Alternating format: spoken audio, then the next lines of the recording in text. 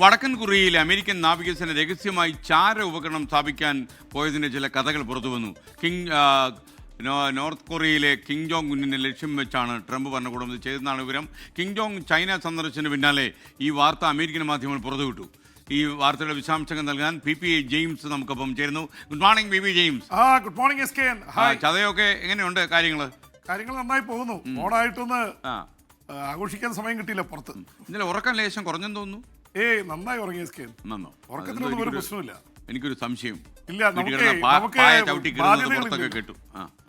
Okay, നന്നായി. അപ്പൊ നമുക്ക് ഇനി നമ്മുടെ കിങ് ജോങ് ഉന്നിലേക്ക് പോയാലോ? SKN, ഈ അമേരിക്ക എല്ലാ കാലത്തും അവരുടെ CIA, അവരുടെ ചാര സംഘടനകളൊക്കെ കൈവിട്ട കളിക്ക് എന്നും തയ്യാറാണ്. അവരെല്ലാ രാജ്യങ്ങളിലും പോയി പ്രശ്നങ്ങൾ ഉണ്ടാക്കുന്ന ആൾക്കാരാണ്. മറ്റേ ഇന്ത്യയിലും പല ഓപ്പറേഷൻസ് നടത്തിയിട്ടുണ്ട്. ഹോമി ബാബയുടെയൊക്കെ ദുരൂഹ മരണത്തെക്കുറിച്ച് CIA തന്നെ വെളിപ്പെടുത്തിയിട്ടുണ്ട്. ഞങ്ങളാണ് മറ്റേ ഹോമി ബാബ യാത്ര ചെയ്തിരുന്ന വിമാനത്തിൽ ബോംബ് വെച്ചെന്നടക്കം. എന്ന് മാത്രമല്ല, പാകിസ്ഥാനിലെ സിയാവുൾ ഹക്കിനെ കൊലപ്പെടുത്താൻ അമേരിക്കൻ അംബാസഡറെ കൂടെ തന്നെ വിമാനത്തിൽ അയച്ച വിമാനത്തിൽ ബോംബ് വെച്ച കഥയും CIA പുറത്തുവിട്ടിട്ടുണ്ട്.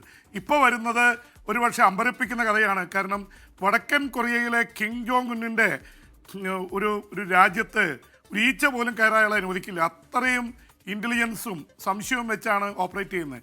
അതുകൊണ്ട് അവിടെ ഒരാളെ CIA ഏജൻ്റായിട്ട് വിട്ട അയാളെ കൊന്നുകളയും. അതുകൊണ്ട് ഒരു ചാര ഉപകരണം, സ്പൈ ഡിവൈസ് സ്ഥാപിക്കാനായിട്ട് ട്രംപിൻ്റെ ഭരണകാലത്ത് 2019 തീരുമാനിച്ച കഥയാണ് ഈ മണിക്കൂറുകളിൽ പുറത്തു വരുന്നത്.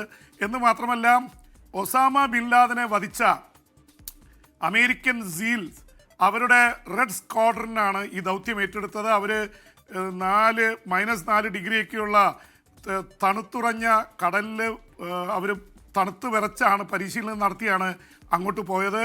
അവിടെ പോയി വടക്കൻ കൊറിയയുടെ തീരത്ത് എത്തിയ സമയത്ത് അമേരിക്കൻ നാവികസേനയുടെ ഏറ്റവും വലിയ കമാൻഡോസാണ് ഉണ്ടായിരുന്നത്. പക്ഷേ അവർ ഏതാണ്ട് ആ ദൗത്യത്തിന് അടുത്തെത്തിയപ്പോഴാണ് ഒരു ഫിഷിംഗ് വെസൽ വടക്കൻ കൊറിയയുടെ ശ്രദ്ധയിൽപ്പെട്ടത്. അന്ധകാരത്തിൽ വെച്ച് ഉടനെ അവർ അതിന് നേരെ വെടിവെച്ചു. അവർക്ക് കമാൻഡ് കിട്ടാനുള്ള സമയമില്ലായിരുന്നു. അതിലെ 3 മത്സ്യബന്ധനത്തിന് വന്ന തൊഴിലാളികളായിരുന്നു. അവർ വെടിയേറ്റ് മരിച്ചു. അവരുടെ ശരീരത്തിൽ ലങ്സിൽ കുത്തിയിറക്കിയിട്ട് അവരെ മുക്കിക്കളഞ്ഞു.